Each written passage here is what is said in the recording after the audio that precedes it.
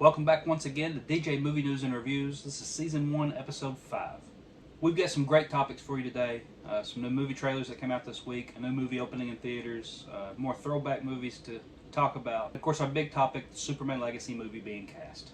Before we even begin, I have to say, I just saw the news a little while ago about the passing of Alan Arkin. And this is an actor who has been in our lives for many, many years, whether you're fan of him from Little Miss Sunshine, Argo, or even things like The Incredible Burt Wonderstone, Get Smart, on and on and on. I could just go on for days on the things he's been in, the impact he's had in these movies. Even as recent as last year with The Rise of Gru, the Minions movie. He's just has always been just an actor that was fun to watch. He had big heart, and he is going to be missed. So thoughts and prayers out to the family of Alan Arkin today. Also, if you're not subscribed to this channel, make sure you subscribe, like this video, because I can't do this without you. I really appreciate you being here. Make sure to comment, let me know what your thoughts are on all these video topics we've got today. Really love doing this with you, so thank you for that. We had 3 big trailers come out this week. Some of them that look pretty interesting, so let's dive into those. The first movie I want to talk about with you today is a movie called Retribution. This is a new Liam Neeson film, and a lot of his movies are very similar, so I wasn't sure what to think about going into this. But it starts out with him in a vehicle with his kids, and he gets a phone call, of course, and apparently there's a bomb strapped under their seats, and he has to do what this caller tells him to do, yada, yada, yada. Well, as the trailer moves on, it moved into the familiar territory of the line came out, "You hurt my daughter, I'm going to kill you." So here we go again, another Liam Neeson movie with a similar plot to just about all his other movies. The next trailer we got was for Five Nights at Freddy's. I did a trailer review for this earlier in the week. This is a movie that, again, wasn't on my radar, but it looks halfway decent in the trailers. You've got Josh Hutcherson in this. You've got Matthew Lillard in this. It's based off of a children's scary game, video game. So if you're into that sort of thing, then maybe this one's for you. What does kind of push me away from this is that it does say, at the end of that trailer, I believe, that streaming on Peacock as well as in theaters.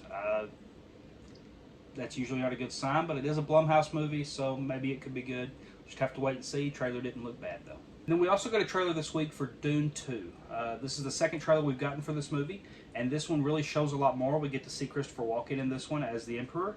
Gotta say, even though I wasn't the biggest fan of the first Dune movie, I did appreciate it and enjoy it for what it was. I thought it was a really great setup for a continuation, for this to be like a 2-part movie. And this trailer looks like this movie's going to deliver on that aspect. Still not sure the first movie really got me excited for this, but I am currently reading the book, and I am wanting to see this movie. So hopefully it will be good. The trailer has some great action in it. We'll see how it goes. Opening in theaters this weekend is Indiana Jones and the Dial of Destiny. This is one I know a lot of you are excited for, and the hype does seem to have died down just a little bit for this. But overall, we know this is probably Harrison Ford's last go-around with this character.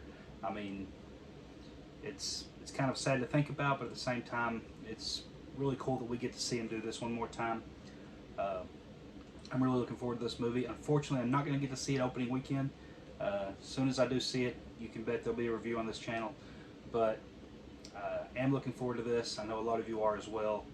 Seems like they're bringing back some of the old cast from some of the previous movies, and it looks like there's some de-aging technology in this one. We're going to see a young Indy. Just a lot of things to look forward to. Looks like some great villains, and it looks like he's fighting Nazis again, so Indy's always best when he's fighting Nazis. For the throwback movie of the week this week, I'm doing things a little bit different. A few weeks ago, I did a throwback for the first Indiana Jones movie, Raiders of the Lost Ark, and since then, and this week leading up to the new movie, my wife and I sat down and watched all the rest of the Indiana Jones movies through Kingdom of Crystal Skull. And so what I want to do today, instead of just talking about whether it holds up, I also want to really dive into ranking these movies and what I think about the ranking for all 4 of these movies. So at number 4, it's going to surprise some of you. It's going to be the second one, Temple of Doom. I actually have that as my least favorite. I thought it was the the most slow-paced. The storyline really didn't get there for me. So Indiana Jones and Temple of Doom is actually my least favorite of the first 4 Indiana Jones movies. Number 3 is Indiana Jones and the Kingdom of Crystal Skull. This movie is not a good movie, but I honestly, with my rewatch, because this used to be my least favorite, but with my rewatch, the first 2/3 of this movie actually hit for me.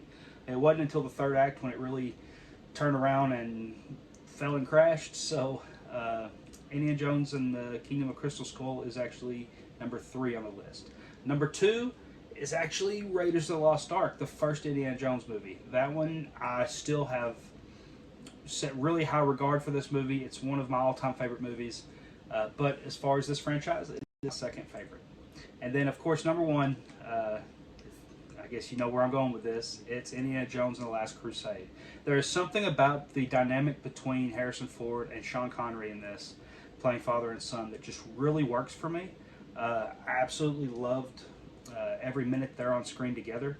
And I thought the entire story and what they're looking for in this one was just interesting, intriguing. So the best of the Indiana Jones movies to me is Indiana Jones and the Last Crusade. In other news, we are keeping a close eye on this writer's strike. It's still ongoing, and we're seeing more and more things get affected, more movies getting pushed back, stuff like the Marvel slate getting rearranged, things like that. And we are right now at the end of the agreement for the actors. So the actors could be going on strike at any moment. We're waiting to see what's going to happen with that. Right now, you've got the head of the SAG-AFTRA saying that things are looking really good. They're getting close to maybe a deal happening. We'll see how that goes. The directors already got their deal, so we don't have to worry about them.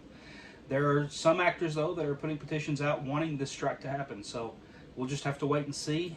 I do know that the writer's strike is still ongoing, and those sides have not even met since the strike started. So, and that's been a couple months now. So we're 50-something days. We're still really hopeful that something's going to get squared away with that soon, because otherwise I won't have a channel here because we won't have anything to talk about when there's nothing coming out. And then finally, and this is our big topic today, I did a video on this earlier, a quick video, but I want to talk about the Superman Legacy casting. James Gunn has found his Superman, he has found his Lois Lane, and he may have found his Lex Luthor.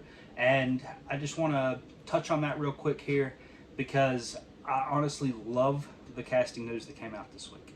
I know there's some people on the fence that are saying this is a poor man's Henry Cavill, yada, yada, yada. I get it. David Cornsweet, he is absolutely that look, but at the same time, I don't think that he looks so much like Henry Cavill as he looks like Superman. I think all of them have this same particular look to them that's kind of modeled after Christopher Reeve, whether it's Brandon Routh, whether it's Dean Cain, whether it's Tom Welling, Tyler Hoechlin. All these actors, Henry Cavill and now David Cornsweet, all these guys embody this look that Superman has. And I think that's really what we need to be looking at here as far as that goes for the look of him. More so than the, oh, it's a clone of Henry, because that's really not what James Gunn's going for here. I will say, this week after he got casted, I did sit down and watch the HBO show We Own This City with David Cornsweet, and he does a phenomenal job in that. I did not long ago watch the Pearl movie that he's in, and I could very much see the Clark Kent in him in that movie. So I have hopes for this casting. I think you should give him a shot. I understand the love for Henry, but we're moving on in this new DCU. It's going to be good for us. We need a restart. We need a reboot. This is going to be great. And as far as the Lois Lane casting, I heard a couple of complaints about it, but not quite as much. However, I will say this is an Emmy winner, a Golden Globe winner, a SAG winner. This Rachel Brosnahan is an actress, and she is a very good actress. If you've never seen Marvelous Miss Maisel, that will give you everything you need to know about her as an actress in a role like this. And I think she's going to be great for this part. The other thing with this news came possible casting choices for Lex Luthor. Now, me personally, looking at it, and one of the names that comes up is Nicholas Hoult, because he was also runner-up for Batman with Robert Pattinson, and now he was one of the casting runner-ups for Superman with David Cornsweet, winning out that one. But he also could be playing Lex in this. I think that would be a great casting choice to give us a name in the movie, but not as the main character. That would be good for the momentum going into this, and this is a guy that everybody seems to like. However, there's two other names here that were given this week that I really like as Lex Luthor options, and those are Bill and Alexander Skarsgård. Both of these brothers are great actors in their own rights. Bill already has that villain thing to him with playing It, and then the villain in the most recent John Wick movie. So that would be a good option for Lex Luthor as well. I'm personally rooting for the Alexander Skarsgård casting choice. Seeing what he did in the last season of Succession, which could very well earn him an Emmy nomination, I just think he plays that rich a-hole role really well, and I think he'd make a great Lex Luthor. So I'm kind of rooting for Alexander Skarsgård on this, but I'd love to see Bill or even Nicholas Hoult play this character, so we'll see what happens there. And that's my thoughts on the Superman Legacy casting. Again, make sure you subscribe to this channel. Can't make these videos without you. I love doing this every week. This is our 5th episode of DJ Movie News and Reviews, so continued support, really appreciate it. And that's it for episode 5. We'll see you next time on Movie Time Minute.